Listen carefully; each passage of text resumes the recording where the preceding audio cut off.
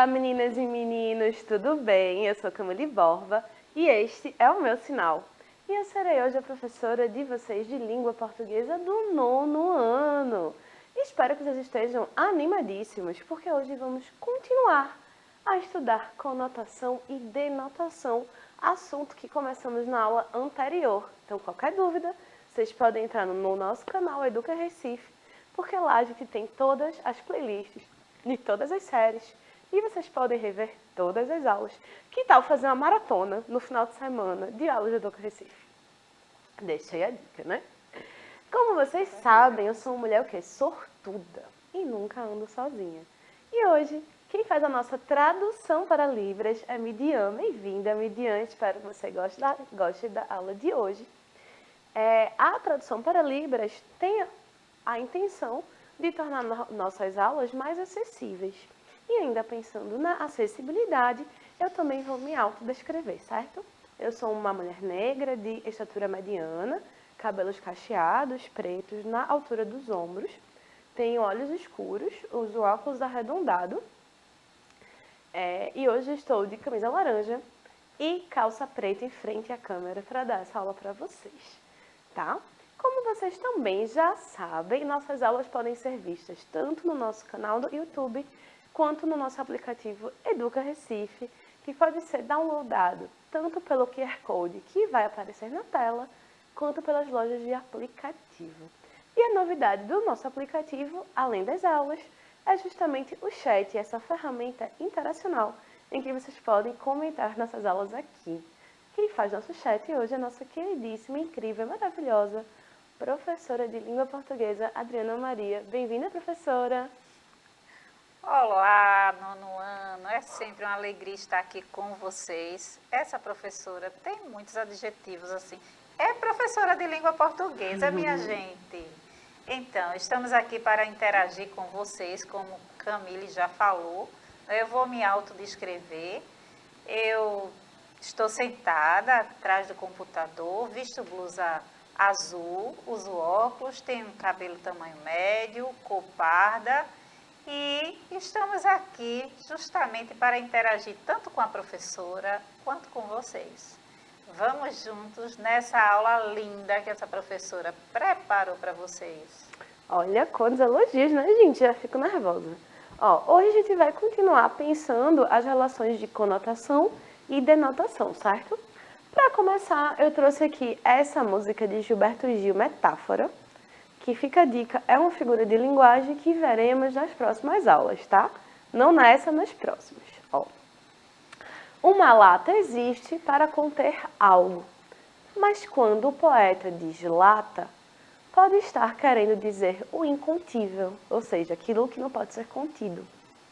Uma meta existe para ser um alvo, mas quando o poeta diz meta, pode estar querendo dizer o inatingível. Por isso, não se meta a exigir do poeta que determine o conteúdo em sua lata. Na lata do poeta, tudo nada cabe, pois ao poeta cabe fazer com que na lata venha caber o incabível. Deixe a meta do poeta, não discuta, deixe a sua meta fora da disputa. Meta dentro e fora, lata absoluta. Deixa simplesmente metáfora, guras da linguagem destacadas. Então veja, isso parece uma doidice, né? Quando a gente lê primeiro, parece uma doidice. Não é. Aqui a gente pode perceber que o Gilberto Gil ele vai fazer um uso da palavra lata e da palavra meta com uma pluralidade de significados. Aqui é quando ele diz, uma meta existe para ser um alvo, ou seja, um objetivo a ser alcançado. Mas quando o poeta diz meta, ele já não quer dizer só isso. Ele não se limita ao sentido denotativo. A mesma coisa a lata. Quando ele diz, uma lata existe para conter algo.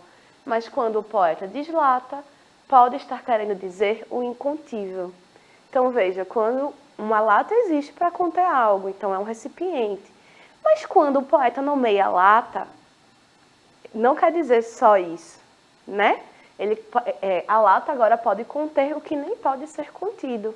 A mesma coisa ele faz com meta. Quando o poeta diz meta, pode estar querendo dizer o inatingível, ou seja, o oposto, né? Do objetivo alcançável. E aí ele faz, ó, por isso não se meta. E aqui a gente tem o quê? O verbo meter-se, né? E aqui a gente tem, ó, uma outra possibilidade de sentido para uma mesma palavra.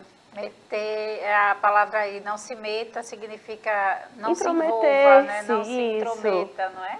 E não torne, né? Ele fala isso, e não torne a meta do poeta a sua meta. Sim. Porque o poeta, ele vai trabalhar com tudo aquilo muito mais. Por isso que ele fala da metáfora, que é justamente essa possibilidade de você dizer uma coisa querendo dizer outra. E aí fazer esse trabalho, ó, quando ele diz, na lata do poeta, tudo nada cabe. A gente pode até entender essa lata como cabeça, Isso. na cabeça do poeta, né?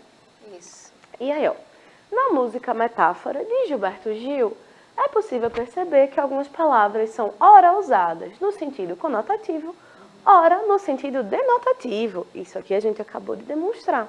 Lata e meta são usadas com toda a amplitude de sentido possível. E aí, vamos relembrar o que quer dizer conotação e denotação, professora Adriana? Vamos sim. Olha, relembrando, porque é sempre bom que relembrar. Na dúvida, revise. Sempre que a gente começa uma aula que é continuação, a gente sempre tenta o quê? Relembrar, para que vocês vão compondo, né? Seus conhecimentos. Ó. A denotação, ou sentido denotativo, é a linguagem que está sendo utilizada em seu sentido próprio, literal, original e objetivo. Nesse caso, o sentido empregado é o sentido básico das palavras. É aquele sentido primeiro, é aquela primeira relação que a gente faz quando lê uma palavra no dicionário ou na vida, né? Ou seja, o sentido literal de cada uma das palavras. A denotação é bastante utilizada em produção de textos que transmitem informações, argumentação, orientação relacionadas a vários assuntos.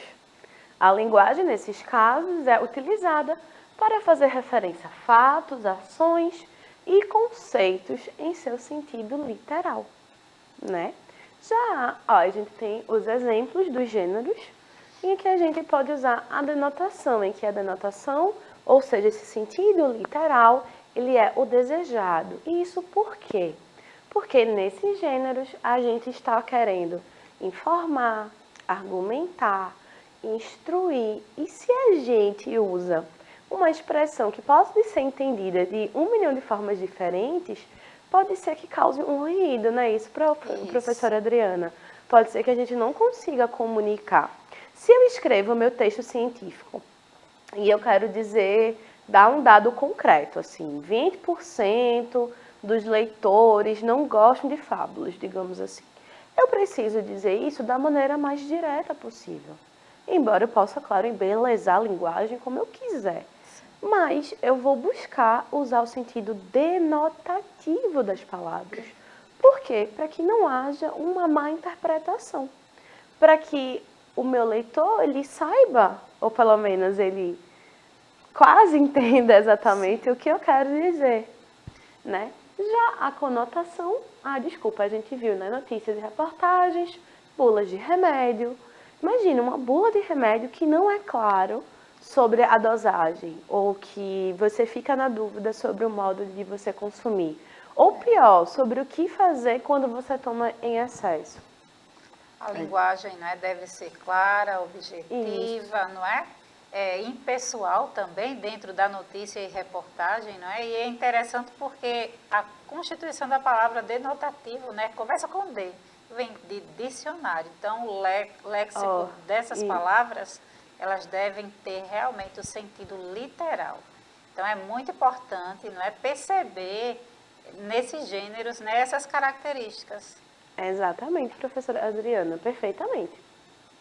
Aqui a gente tem também, ó, manuais de instrução. Imagina um manual para você montar uma cadeira que vai chamar, sei lá, o parafuso de peça, firme, iluminada, que gentilmente une as coisas. Não vai, você não vai achar. Então, é por isso que a gente, para algumas expressões, a expressão denotativa da linguagem é a mais recomendada. E quando a gente fala de conotação, a gente já quer dizer o contrário. A gente quer dizer, quando a gente fala em conotação, é quando a linguagem está sendo utilizada em seu sentido figurado, subjetivo, expressivo e, o mais importante, relativo. Porque aqui parte do significado da palavra vai ser dado pelo contexto, tá? Nesses casos é o quê? A ressignificação das palavras. Ou seja, a gente vai emprestar novos sentidos à palavra, a depender do modo como a gente a utilize, tá? Então, a ressignificação de palavras, expressões ou enunciados. E estes ganham novos significados e contextos específicos. Quando sentidos, associações e ideias vão além do sentido original, olha, ampliando o significado. Então, haverá gênero que eu vou precisar usar esse sentido figurado, porque eu vou precisar que a palavra ela se amplie, para que ela abarque tudo o que eu quero dizer. Lembrando que há o limite da linguagem. A linguagem tem um limite, né? Há coisas que a gente não consegue dizer. É o indizível. Então, quando a gente fala nessa ampliação de significado, mediante o contexto em que é empregado, assumimos o quê? O sentido figurado e simbólico da linguagem. Para tal, faz uso das figuras de linguagem, por exemplo, que vamos estudar, está mais perto que longe, viu? Nós vamos passar um tempo estudando figuras de linguagem.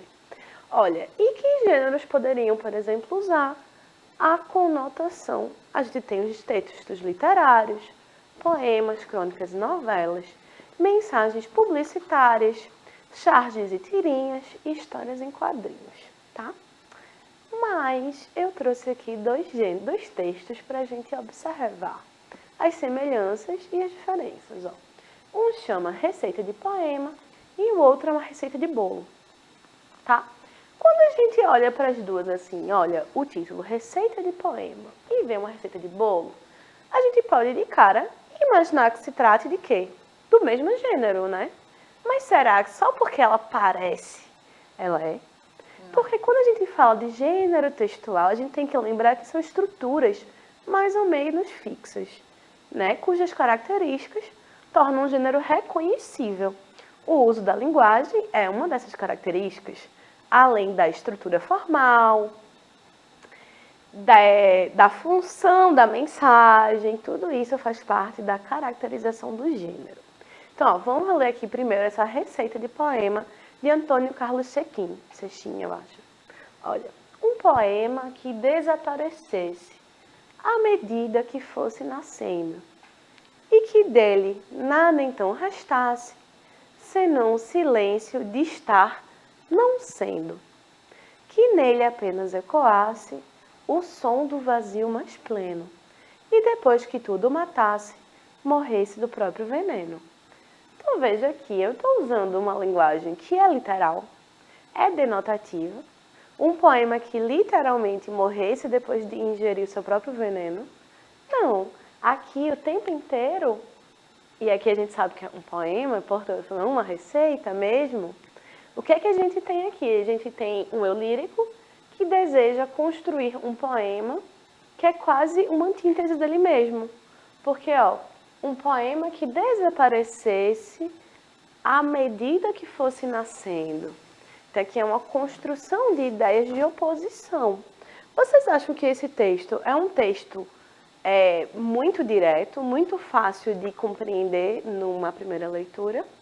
Não, porque não é função dele ser claro e direto. Ele pode brincar com a linguagem, diferentemente deste segundo texto, que a gente tem aqui, ó, um lado, ingredientes, 2 xícaras de chá de açúcar, 3 xícaras de chá de farinha de trigo, 4 colheres de sopa de margarina, 3 ovos, 1 xícara e meia de leite, 1 colher de sopa bem cheia de fermento em pó. Então, só de olhar a gente vê um lado com ingredientes, outro lado com modo de preparo, a gente já se liga que é o quê? Uma receita. Por quê? Porque tem elementos característicos do gênero. Então, a gente tem o modo de preparo. Bata as claras em neve e reserve. Aqui a gente tem o uso do quê? Do imperativo. Misture as gemas, a margarina e o açúcar até obter uma massa homogênea. Imagina se no lugar do açúcar ele dissesse: Misture as gemas, a margarina e o doce... De leite. Não, não, o doce pó que, Sim. sei lá, internece os nossos sentidos, para dizer açúcar. Você não ia entender.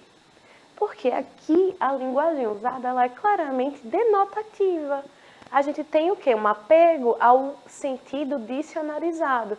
Quando ele fala ovos, ele está falando ovos. Gema, ele está falando da parte amarela do ovo. Quando ele diz acrescente o leite e a farinha de trigo aos poucos, sem parar de bater, é de fato uma ordem que deve ser cumprida tal como está escrita. Então, diferentemente da primeira receita, entre aspas, em que a linguagem ela é usada para a criação de imagens, aqui na segunda a gente tem uma instrução muito clara, né? Então, ó, perceberam que aparentemente os textos pertencem ao mesmo gênero textual receita. Os gatinhos, né? Eu tô nessa fase, gatinhos. E aí, quando a gente olha assim de longe, até porque eu fiz um design com receitas, já para pegar vocês, enganá-los. Ó, porém, quando a gente lê, né? Ao lermos os conteúdos, percebemos que se tratam de gêneros distintos. Então, não só se trata de gêneros distintos, como fazem uso diferente da linguagem. Além das diferenças entre os gêneros receita e poema, e aí eu falo aqui, claro, das diferenças formais, né? De estrutura mesmo, podemos destacar o uso da linguagem como diferença entre eles. Porque em um eu vou ter uma linguagem claramente denotativa e outro uma linguagem claramente conotativa.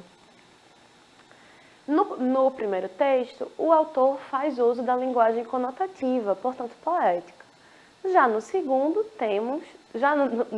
texto, temos um gênero que pede o uso da linguagem denotativa, ó, dicionária. A palavra dicionária, né, que está lá no dicionário. Enquanto o gênero poema permite que se explore o potencial de sentidos da língua, a receita precisa que se use a linguagem mais direta possível, visto que se trata de um texto instrucional e, portanto, não deve deixar margem para dúvidas. As instruções precisam ser entendidas. Então, aqui a gente tem um resumo, né, de toda a nossa discussão sobre os textos, tá? Mas aí, será que vocês já sabem realmente identificar? Será? Olha, a minha proposta é a seguinte, a gente vai ler, vamos ler juntos, mais exemplos de gêneros textuais e vamos o que, professora Adriana? Tentar perceber se trata de um texto que usa a conotação ou a denotação. Será que eles estão prontos? Eu acho que eles estão prontos. Já é a segunda aula, já falei aqui bastante. Vamos lá, ó. Esse primeiro aqui, o que é isso aqui? Primeiro, qual é o primeiro passo? Identificar o gênero. Eu já dei as dicas aqui, ó. Um remédio aqui do lado. Então, isso aqui é o quê? É a bula do paracetamol. Então, o que é que eu preciso ter numa bula? Eu preciso apresentar a fórmula. Eu preciso dizer a composição. Para que serve? Para fazer isso, professora Adriana, eu vou usar uma linguagem literal ou uma linguagem figurada? Eu vou usar um sentido mais dicionário ou eu posso deixar minha imaginação fluir? Deixar a imaginação fluir?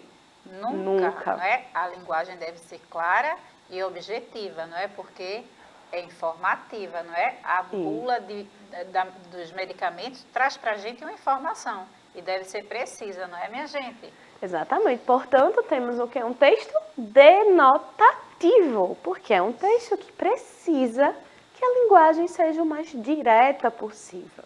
Isso. E agora, vamos botar aqui em tela grande para a gente ler um mini conto de Marina Colasanti, que tem sido o xodó da língua portuguesa, né? Sim. Ó, um pouco por amor. Porque se amavam, abraçaram-se, confundindo seus corpos. Quando, findo o amor, então tipo acabado, né? Findo de findado, acabado. Findo o amor, se separaram.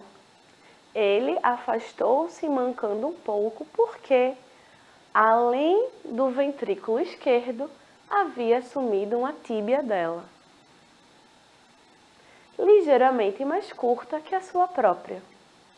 E ela se foi, mais alta do que quando o havia encontrado, mas apertando um pouco as pálpebras sobre os cristalinos antes dele, agora seus e míopes. Então veja, aqui a gente tem uma infinidade de possibilidades de interpretação, né? Eu escolhi esse mini-conto porque, além de ser um mini-conto bonito, dá pra gente trabalhar isso, vê? A gente tem um casal que se ama, e aí a imagem construída por Marina Colasanti é que eles são assim, ó, um só. Quando o amor termina, eles terminam. Então eles se separam. Mas eles passaram tanto tempo misturados que eles misturaram seus próprios órgãos. Isso, gente, é possível dentro de uma linguagem denotativa a gente criar essa imagem de que ele saiu mancando porque havia assumido uma tíbia, que é um osso, né? E o ventrículo esquerdo, que é uma parte do coração, uma estrutura de funcionamento do coração. Enquanto que ela saiu míope, porque eram as córneas dele.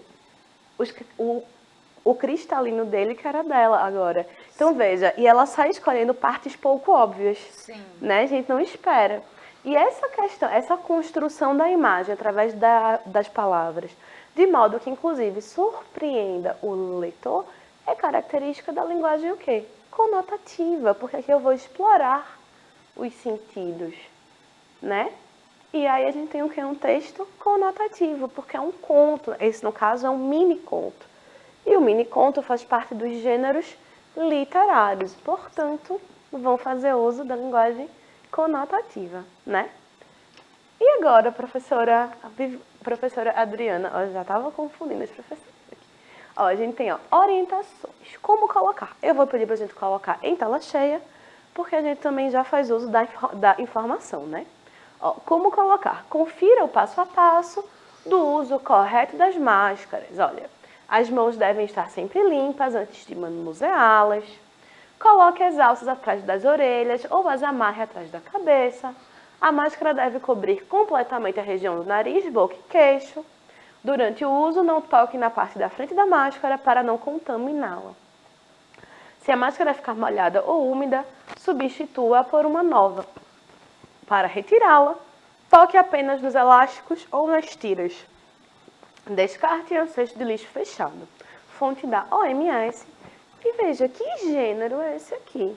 Isso é um manual de instrução de como usar uma máscara. Então veja, eu posso aqui, dentro desse gênero, fazer uso de uma linguagem com amplitude de sentido ou eu preciso que a mensagem seja compreendida de imediato?